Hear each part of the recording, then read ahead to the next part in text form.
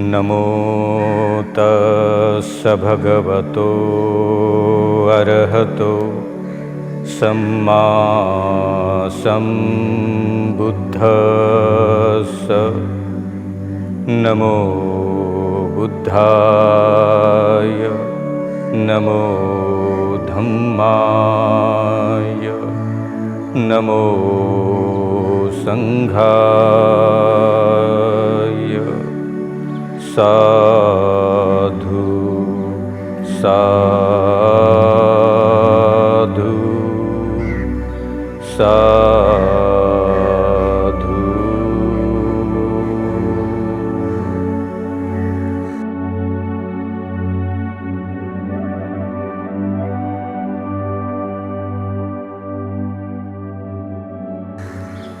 Buddha broadcast YouTube चॅनलचे सर्व श्रद्धासंपन्न आणि अभ्यासू श्रावक वर्ग, आपण मानसिक तणाव आणि तणावातून मुक्त होण्याची मार्गदर्शिका, तत्त्वे आणि उपदेश या विस्तृत भागावरती अत्यंत मानसशास्त्रीय दृष्टिकोन आणि बौद्ध तत्त्वज्ञान या दोघांना एकत्र करून मानवी मनाला तणावातून मुक्त करण्याचे मार्ग। आज तिसरा सेगमेंट, मानवी मनाचा ताण आणि त्या तणावाची कारणे। विशेष रूपाने आपण या साऱ्या तणावातून मुक्त होण्याची इच्छा जगातल्या प्रत्येकाचीच आहे, परंतु तणाव मुक्त होण्यासाठी त्या तणावाची कारणे जर समजली नाही तर मनुष्य त्या तणावातून मुक्त होणार तरी कसा। आणि आज तणाव तर आहे, मी तणावाचा स्वभावही ओळखला, परंतु या तणावातून मुक्त होण्याची कारणे मला समजलीच नाही आणि म्हणून मी त्या तणावातून मुक्त होणारच नाही। आज या परिस्थितीमध्ये मी का आलो, कुणामुळे आलो, कशामुळे आलो, त्याला कोणती कारणे आहेत, ह्या कारणांचा शोध जोपर्यंत आपण घेत नाही तोपर्यंत आपल्या चित्तात उत्पन्न झालेला मानसिक तणाव कोणत्याच स्वरूपाने कमी होणार नाही। आणि म्हणून बुद्धा ब्रॉडकास्ट यूट्यूब चॅनलच्या या तिसऱ्या सेगमेंटमध्ये mental stress and it's causes, मानवी मनाचा ताण आणि त्याची कारणे या संदर्भात आपण चर्चा करूयात। मागील सेगमेंटमध्ये आपण मानवी मनाचा ताण आणि त्याचा स्वभाव, mind stress and it's nature या बाबतीत काम केले। आज आपण त्याची कारणे या संदर्भात आपण काम करणार आहोत आणि नक्कीच त्याच्या पुढचा जो सेगमेंट येणार आहे चौथा, त्याच्यावरती आपण काम करणार आहोत, परिणाम, mental stress and its effect, परिणाम। म्हणजे याचाच अर्थ असा की आज आपल्या चित्तात उत्पन्न होणाऱ्या निश्चित मानवी तणावाच्या कारणांना शोधणार आहोत। आणि मूलतः बुद्धांनी सुद्धा त्यांच्या संपूर्ण बुद्ध फिलॉसॉफीमध्ये प्रत्येक गोष्टीला काहीतरी कारण आहे, कारणाशिवाय या निसर्गात काहीच घडत नाही। आणि मग जे काही तुमच्या आयुष्यात, प्रवासात, जीवनात दररोज आणि दररोज घडत आहे त्या घडण्याला एक कारण आहे। जे कारण आहे त्या कारणाला यथायोग्य जर तुम्ही पाहिले, तपासले, जाणले आणि ओळखले तर तुम्ही त्या मानसिक तणावातून बाहेर पडण्याचे मार्ग तुम्हाला शोधता येतील। आणि म्हणून बुद्धांनी सुद्धा त्यांच्या समग्र बुद्ध तत्त्वज्ञानामध्ये मानवी मनाचे दुःख, अरिय सच्चंग, जसं मध्यमा पटिपदामध्ये बुद्ध म्हणतात की हे दुःख आर्य सत्य आहे, तर त्या दुःखाला काहीतरी कारण आहे, त्या दुःखाला कारण आहे तर ते नष्ट होणार आहे, आणि जर ते नष्ट होणारे आहेच तर ते नष्ट होण्याचा मार्ग कोणता आहे। म्हणजे बुद्धांनी इतकं सुंदर मानवी मनाचा अभ्यास करताना आजच्या घडीला म्हणजे बुद्धांनी तर हे सत्य 2564 वर्षापूर्वी सांगितले, परंतु हे सत्य 2564 वर्षानंतर आज सुद्धा या निसर्गातल्या प्रत्येक माणसाला आवश्यक आहे, ते ॲप्लिकेबल आहे, ते उपयोगी पडणारं आहे. आणि म्हणून आज मानवी मनाचा ताण आणि त्याची कारणे या समग्र आचरणिक परिणाम मानवी मन आणि त्या मनात उत्पन्न झालेल्या त्या कारणांचा आपण शोध घेताना नक्कीच आपण पाहत आहोत की हे कोविड-19च्या वैश्विक महामारीचं वर्ष 2020 आणि साऱ्या जगाचा तणाव प्रचंड स्वरूपात वाढला आहे. म्हणजे ज्या देशामध्ये चंद्रावरती जाऊन मोठ्या प्रमाणात शोध लावणारा देश कोविड-19मुळे तो परेशान आहे, आणि ज्या देशामध्ये कोणत्याच प्रकारचे त्या पद्धतीचे वैज्ञानिक शोध लागले नाही, तो मागासलेला देश आहे. त्याही देशामध्ये कोविड-19च्या या वैश्विक महामारीमुळे प्रचंड तणाव उत्पन्न झाला आहे. आता या संबंध वैश्विक तणाव उत्पन्न होण्याचं मुख्य कारण आपल्याला दिसत आहे कोविड-19चा प्रादुर्भाव. साधारणतः सारे देश, कम्युनिटी, सोसायटी, प्रत्येक माणूस आज जो काही मानसिक तणावात दिसून येतो त्याचं कारण आहे मेंटल स्ट्रेस. आणि त्या मेंटल स्ट्रेसला प्रचंड तो स्वरूपामध्ये वाढवणारा प्रमुख परिस्थितीतून उत्पन्न झालेलं मुख्य कारण आहे कोविड-19. पण ही आजची परिस्थिती. परंतु दररोजच्या माझ्या आयुष्यात अशा प्रकारच्या छोट्या छोट्या तणावांना उत्पन्न करणारे छोटी कारणंसुद्धा माझ्या आयुष्यात आहेत. आणि म्हणून छोटी कारणं ज्यावेळेला मोठी होतात त्यावेळेला दीर्घ स्वरूपाचा तणाव त्या माणसाच्या चित्तामध्ये उत्पन्न होतो. छोटी कारणं क्षणिक तणाव उत्पन्न करतात. छोटी कारणे मोठ्या कारणांमध्ये परावर्तित होतात, आणि मोठ्या कारणामध्ये परावर्तित एकदा झाली की तो क्षणिक स्वरूपाचा तणाव अत्यंत डीपमध्ये त्या तणावाला घेऊन जातो.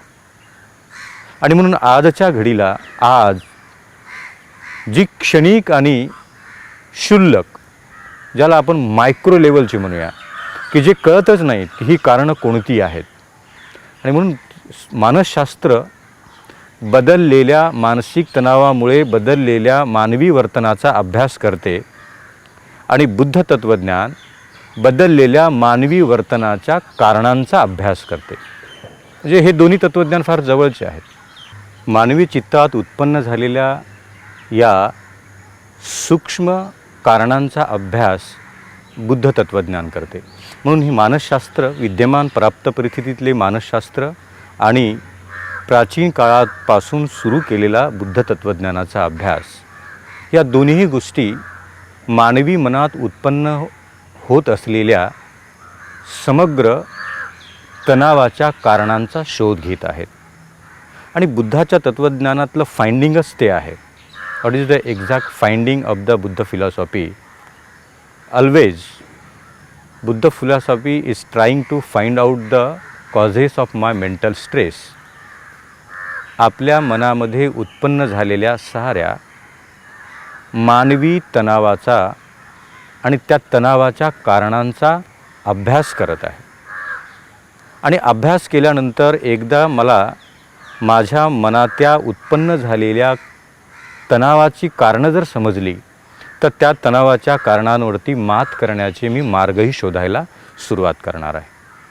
आणि म्हणून इथे मानसशास्त्र अँड बुद्धिस्ट फिलॉसॉफी या दोन्हीही थिरीज एकत्र येतात आणि मानवी चित्तामध्ये उत्पन्न झालेल्या मानवी मनाच्या कारणांना शोधण्याचा प्रयत्न करतात.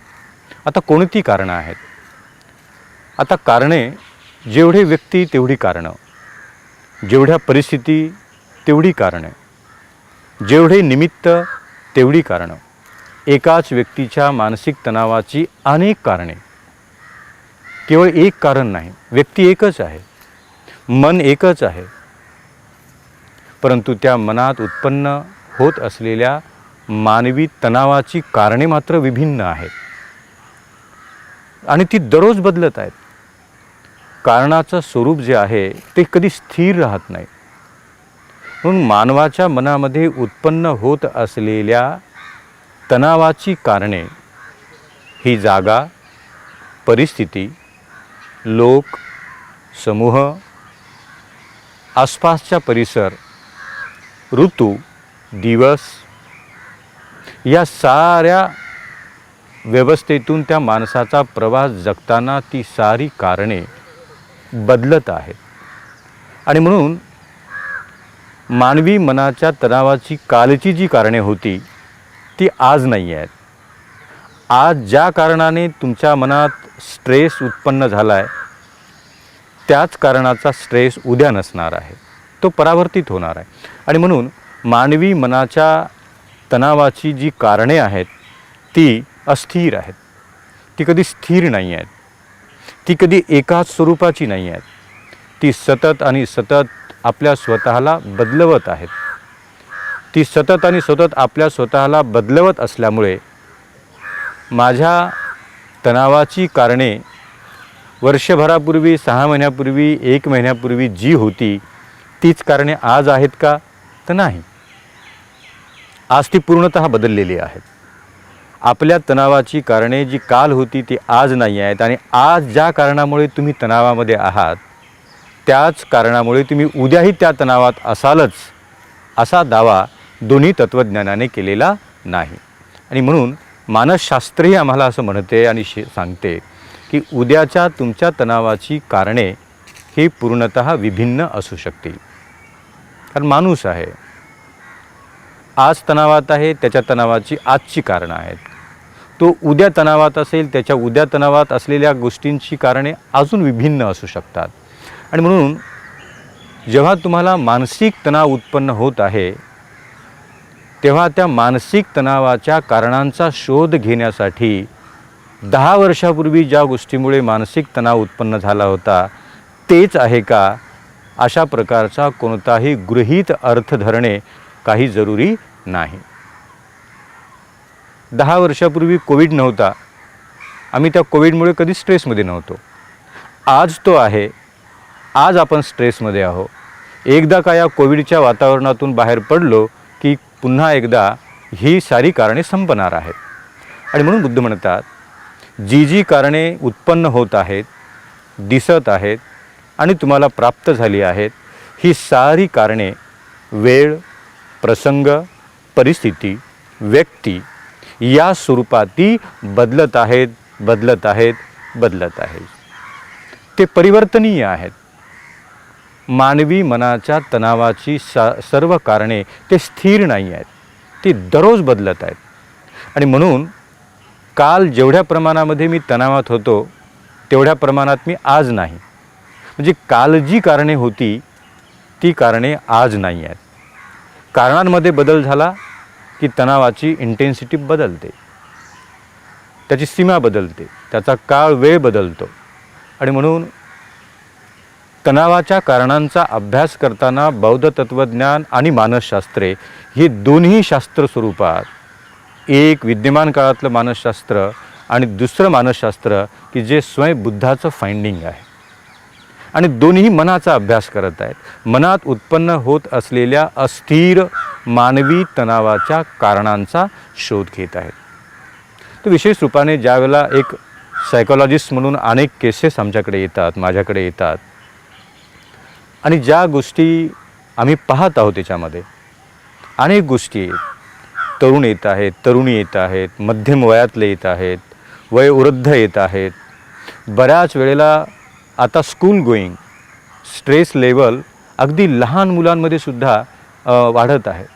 आणि म्हणून मानवी मनाच्या कारणांचा ज्यावेळेला आपण अभ्यास करून त्याचे वर्गीकरण करतो तेव्हा आपल्या लक्षात येते की बालपणात, बालवयात, किशोर वयात, तारुण्याच्या वयात, मध्यम वयात, थोड्याशा वृद्धपकाळाकडे झुकलेल्या वयात आणि अतिवृद्ध असलेल्याही वयात, या प्रत्येक वयाच्या अवस्थेत मानवी मनाच्या तणावाची कारणे ही बदलत चाललेली आहेत. आणि म्हणून आज मानवी मन आणि त्या मनात उत्पन्न झालेली तणावाची कारणे वयाच्या त्या स्थित्यांतरामध्ये ती बदलत जातील. बालपणी ज्या गोष्टीमुळे मला तणाव येत होता, किशोर वयामध्ये ती तणावाची सारी कारणे आता संपली आहेत. आता मला त्या गोष्टीचा तणाव येत नाही. आणि म्हणून बऱ्याच वेळेला आपण बोलतोही, बऱ्याच वेळेला आपण आपलं मन व्यक्त करतो, बऱ्याच वेळेला आपण आपले अनुभवसुद्धा व्यक्त करतो. आणि अनुभव सांगताना म्हणतो कधी कधी आपण की ही गोष्ट पाहिली की मला खूप तणाव येत होता, हा रंग पाहिला की मला तणाव येत होता, ह्या प्राणी पाहिला की मला तणाव येत होता, या व्यक्तीकडे आणि त्या व्यक्तीच्या सहवासात गेलो की मला तणाव येत होता. पण आता ती परिस्थिती बदलली.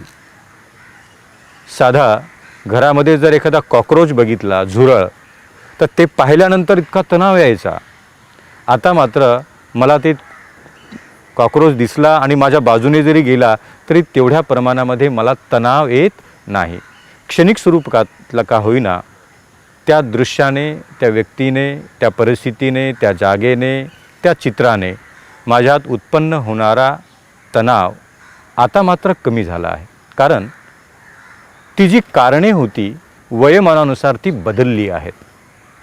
ज्या वेळेला मी कॉक्रोचला पाहून घाबरत होतो आणि तणावात जात होतो, तेव्हा माझे वय 8 वर्षाचे, 7 वर्षाचे, 5 वर्षाचे होते. आता मी 18 वर्षाचा झालो आहे. आता त्याच्यामुळे मला त्या गोष्टीचं कोणत्याच प्रकारचं कारण आता तणाव निर्माण करण्यासाठी राहिलेले नाही. म्हणजे बदलला माणसाचे वय आणि माणसाचा समज ज्या वेळेला मॅच्युरिटीकडे जातो त्यावेळेला तणावाची कारणेही बदलतात. म्हणजे तो 18 वर्षाचा झाला म्हणजे तो तणावात नाही आहे का? आहे.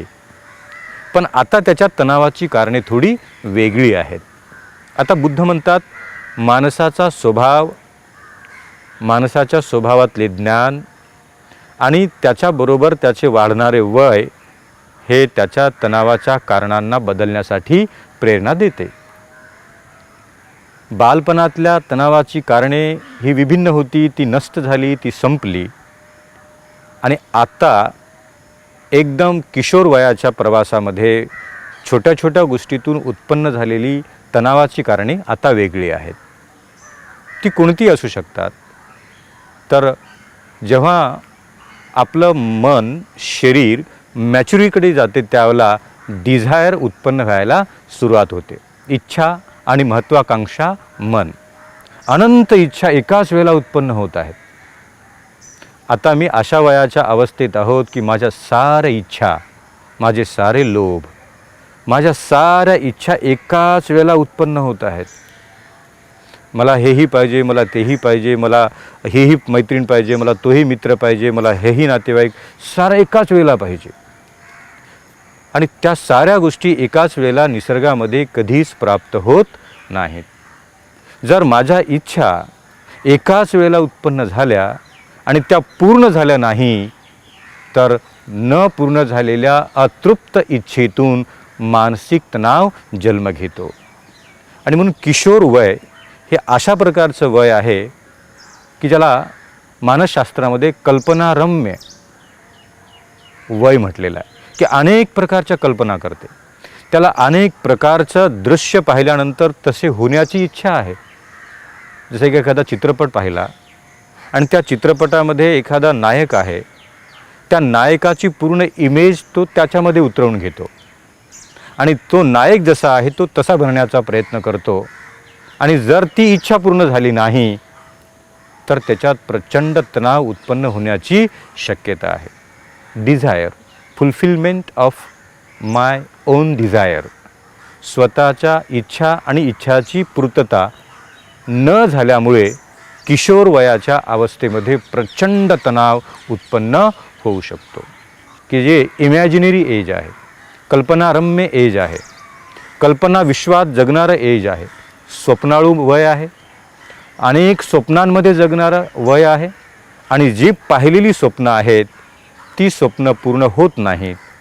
आणि जर ती पूर्ण होत नसतील तर मात्र प्रचंड तणाव उत्पन्न होतो. आणि म्हणून बऱ्याच वेळेला, बऱ्याच क्षणी बरेच लोक रात्री एखादं स्वप्न पाहिलं, गाढ झोपेत आहोत एक स्वप्न पाहिलं आणि त्या स्वप्नातून अचानक जागा झालो आणि पाहिलं मी तर माझ्या घरीच आहे, माझ्या बेडरूममध्ये आहे, मी इथेच आहे, माझं ते स्वप्न पूर्ण होणारच नाही. आणि म्हणून अनेक लोक स्वप्नातून जागे झाल्यानंतर कित्येक वेळा एकाच पोझिशनमध्ये बसून असतात. कधी आपणही असाल, कधीतरी प्रॅक्टिकली आपल्याही आयुष्यात घडलं असेल. स्वप्न तर पाहिलं, स्वप्नातून जागा झालो, तर ह्या दोन गोष्टीला स्वीकारण्याचं मन जोपर्यंत तयार होत नाही तोपर्यंत तो मनुष्य तणावात आहे. आणि म्हणून आपण पाहिलेल्या काल्पनिक स्वप्नाचा परिणाम पूर्णत्वाला जर गेला नाहीच तर प्रचंड मोठ्या प्रमाणामध्ये तणाव उत्पन्न होण्याची दाट शक्यता आहे.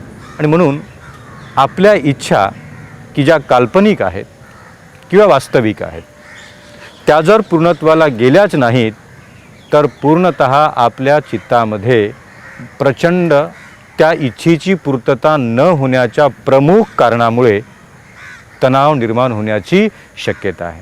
म्हणजे महत्त्वाचा प्रश्न की त्या किशोर वयामध्ये, बालवयामधून किशोर वयामध्ये आपलं वय जाताना आणि त्या वयामध्ये आपल्या स्वतःकडे आपण पाहताना जेवढ्या म्हणून इच्छा उत्पन्न झाल्यात त्या साऱ्या इच्छा तपासून पाहताना त्यातल्या किती पूर्ण झाल्या.